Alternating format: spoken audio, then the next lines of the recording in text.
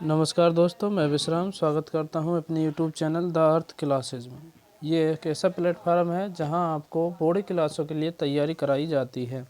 और आज हम हमारे इस वीडियो में माध्यमिक शिक्षा बोर्ड क्लास 10वीं के SS के पेपर की सामाजिक विज्ञान के मॉडल पेपर की बात करेंगे।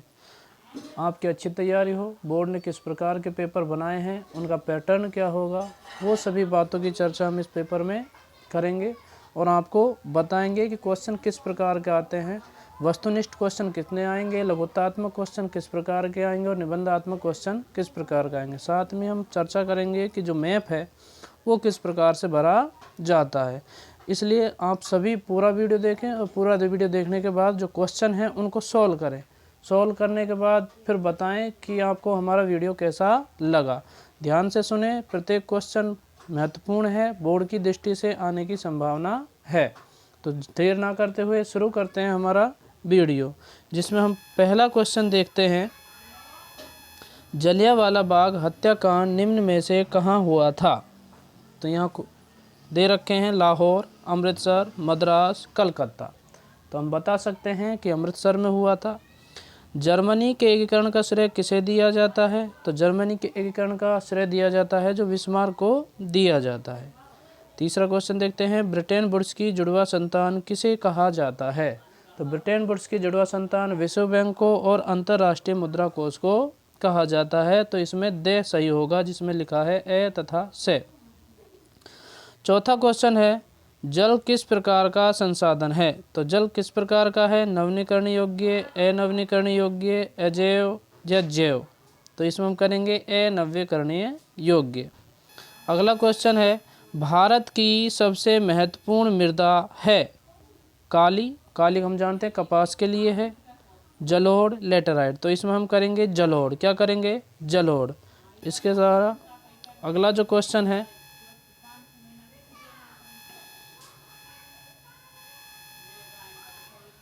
अगला क्वेश्चन है, निम्न में से किस वर्ष बाघों के संरक्षण में विशेष बाघ परियोजना चलाई गई? इसमें दे रखा है 1973, 1974, 1985, 1976। अगला क्वेश्चन है, श्रीलंका में सिंहली को कब राजभाषा घोषित किया गया? जो उसमें संघर्ष हुआ था सिंहली और तमिल व्यक्तियों में, तमिल भाषाई समुदाय में, तो उनका बताया गया है। अगला क्वेश्चन है, संघीय शासन व्यवस्थाएं कितने तरीके से गठित होती हैं? तो संघीय शासन व्यवस्थाएं दो तरीके से गठित की जा सकती हैं। सांप्रदायिक राजनीति इस सोच पर आधारित होती है कि धर्म ही मुख्य रूप से सामाजिक समुदाय का निर्माण करता है। राजनीति धर्म से निर्देशित होनी चाहिए। राज के धर्म का निर्माण होना चाहिए। इनमें से कोई नहीं है। सांप्रदायिक राजनीति इस सोच पर आधारित होती है। तो समझ के देना है, तीनों को पढ़ना है। धर्म ही मुख्य रूप से सामाजिक समुदायों का निर्माण करता है। राजनीति धर्म से निर्देशित होनी चाहिए। राज के धर्म का निर्माण होना चाहिए। सांप्रदायिक होता है धर्म के साथ राजनीति को जोड़ना। तो इसमें जो ए है वो इसमें आ जाएगा, धर्म ही मुख्य रूप से सामाजिक समुदाय का निर्माण करता है।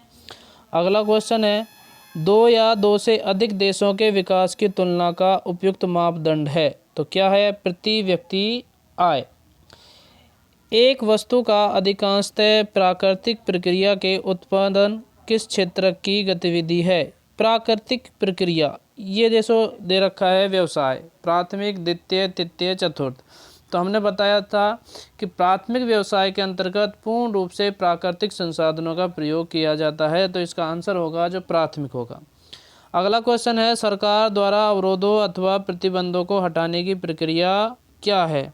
तो इसमें आएगा उदारीकरण। वैश्वीकरण से बाजार का विकास होता है, निवेश खर्च करना होता है। उदारीकरण क्या होता है कि नियमों में थोड़ी ढिलाई देना, जिससे प्रत्येक व्यक्ति किसी प्रकार का रोजगार या सरकार के नियम हैं उनको लागू कर सके और उनका ध्यान रख सके।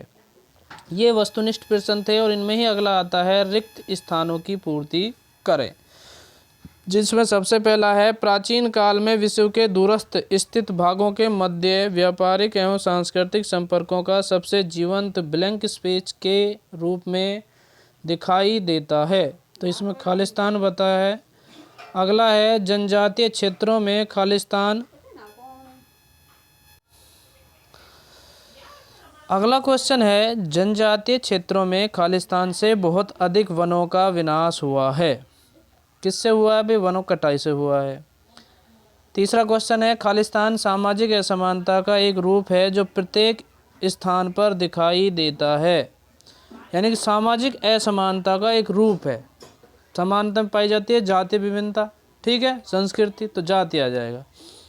विश्व के विभिन्न देशों को तुलना करने का प्रमुख आधार उनकी खालिस्तान होता है। विकास का स्तर होता है उनका। क्या होता है? विकास का स्तर। यानी कि हम देख सकते हैं कि विकासशील है या विकसित है। अगला क्वेश्चन है जब किसी कार्य में आवश्यकता से अधिक व्यक्ति लगे रहते हैं तो उसे कहा जाता है बेगारी करना। क्या कहा जाता है? बेगारी करना। अगला क्वेश्चन है परिसंपत्तियों जैसे भूमि, भवन, मशीन व अन्य उपकरणों की खरीद में व्यय की गई मुद्रा खालिस्तान कहलाती है निवेश। क्या कहलाती है? निवेश कहलाती है। खालिस्तान के बाद आता है अति लघुतात्मक प्रश्न। इनमें आता है पैक्टिंग से आप क्या समझते हैं? रेशम मार्ग किसे कहते हैं? यह कथन किसका है? ईश्वर की मर्जी के अनुसार राष्ट्र की मनुष्यों की प्राकृतिक इकाई है। अगला है बहुउद्देशीय परियोजनाओं का कोई एक लाभ बताइए। जैसे कि बहुउद्देशीय परियोजनाएं होती हैं जिनसे हम विद्युत उत्पादन कर सकते हैं, पानी उपलब्ध करवा सकते हैं, सिंचाई करवा सकते हैं, तो बहुउद्देशीय योजना यानी कि एक उद्देश्य की पूर्ति ना करते हुए अनेक उद्देश्यों को पूर्ति करने वाली योजना बहुउद्देशीय परियोजना कहलाती है। अगला है भारत के मणिपुर राज्य में कीर्तन दहन कृषि को क्या कहा जाता है? जैसे हम स्थानांतरित कृषि कहते हैं ना, उसी प्रकार मणिपुर में क्या कहा जाता है? स्थानांतरित कृषि को। किस फसल को सुनहरा रेशा कहा जाता है? सुनहरा किसको कहा जाता है? सोने की तरह दिखता है जो पीला। अगला है सत्ता की साझेदारी के किसी एक रूप का नाम लिखिए। आठवां है संघीय शासन व्यवस्था का एक उद्देश्य बताइए। अमेरिका में नागरिक अधिकार आंदोलन किसके नेतृत्व में चलाया गया?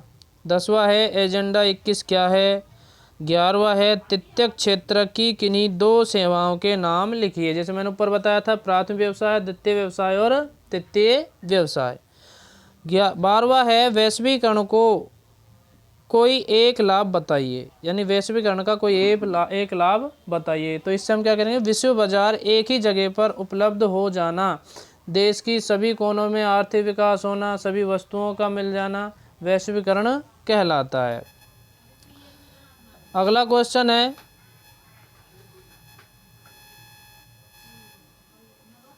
लघुतात्मक प्रश्न। प्रश्न संख्या 4 से 16 के उत्तर लिखिए। शब्द सीमा 50। इसमें शब्दों का विशेष ध्यान रखना है। कोई क्वेश्चन है उसमें शब्द सीमा कितनी है उतने ही शब्दों में उत्तर देना है, उससे ज़्यादा में नहीं देना है, कम में भी नहीं देना है। चौथा क्वेश्चन है रिंडरपेस्ट बीमारी से अफ्रीका पर क्या प्रभाव पड़ा? 5वां है ग्रेमी बंधु कौन थे? उन्होंने जर्मन राष्ट्रीय भावनाओं के विकास में क्या योगदान दिया है? पूना फैक्ट पर संक्षिप्त टिप्पणी लिखिए। जैव और अजैव संसाधन क्या होते हैं? कुछ उदाहरण दें। सुभेद जातियों पर एक संक्षिप्त टिप्पणी लिखिए। 9वां है गहन जीविका कृषि से आप क्या समझते हैं? स्पष्ट कीजिए। 10वां है सत्ता की साझेदारी क्यों आवश्यक है? 11वां है किस प्रकार बेल्जियम की सरकार एकात्मक प्रणाली से संघात्मक शासन में बदली? 12वां है टॉमी स्मिथ व जॉन कार्लोस ने रंगभेद के मुद्दे पर किस प्रकार अंतर्राष्ट्रीय समुदाय का ध्यान आकर्षित किया था? धारणीयता का नियम विकास के लिए क्यों महत्वपूर्ण है? 14वां है असंगठित क्षेत्र की किन्हीं दो विशेषताओं की व्याख्या कीजिए। 15वां है हमारे देश की एक बहुत बड़ी आबादी निर्धन है, क्या यह उनके कर्ज लेने की क्षमता को प्रभावित करती है? 16वां है वैश्वीकरण प्रक्रिया में बहुराष्ट्रीय कंपनियों की क्या भूमिका है, बताइए। यह था खंड ब। अब देखते हैं खंड से में, और इसमें है दीर्घ उत्तर प्रश्न यानी कि निबंधात्मक प्रश्न। शब्द सीमा है 100। 17वां क्वेश्चन है, इसमें अथवा में भी दे रखे हैं, 19वीं सदी के यूरोपीय उदारवादी राष्ट्रवाद से आप क्या समझते हैं। और दूसरा है 1831 से 1848 तक का युग यूरोप के इतिहास में क्रांतिकारियों का युग था, व्याख्या कीजिए। 18वां है, बांध क्या है, इसके निर्माण के उद्देश्य बताइए। भारत में नदी परियोजनाओं के निर्माण पर उठाई गई आपत्तियों के कारण बताइए।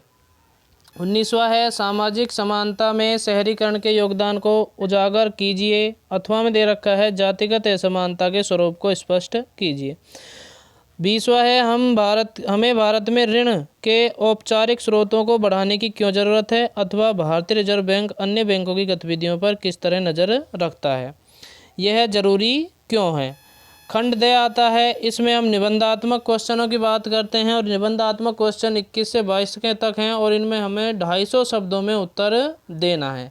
जैसा कि हम नंबर भी देखते हैं, ये 4-4 नंबर के हैं और उससे पहले जो सहभाग था उसमें 3-3 नंबर के क्वेश्चन थे। इसमें पहला 21वां क्वेश्चन आता है, गांधी जी ने प्रस्तावित रॉलेट एक्ट के विरुद्ध एक राष्ट्रव्यापी सत्याग्रह चलाने का निर्णय क्यों लिया, इसका विरोध किस प्रकार किया गया है, वर्णन कीजिए। अथवा गांधी जी ने सत्याग्रह संबंधी विचारों को स्पष्ट कीजिए। गांधी जी के किन गुणों ने भारत के स्वतंत्रता संग्राम को एक जन आंदोलन बना दिया। 22वां है, नेपाल के सत्ता संघर्ष का वर्णन कीजिए। एक लोकतांत्रिक व्यवस्था में विभिन्न संगठन कितनी तरह से अपनी भूमिका निभाते हैं, वर्णन कीजिए। ये 4-4 नंबर क्वेश्चन थे, कुल 22 हैं, जिनमें से 2 निबंधात्मक हैं, बाकी दीर्घलिखित निबंधात्मक थे जो 100 शब्दों में उत्तर देने थे।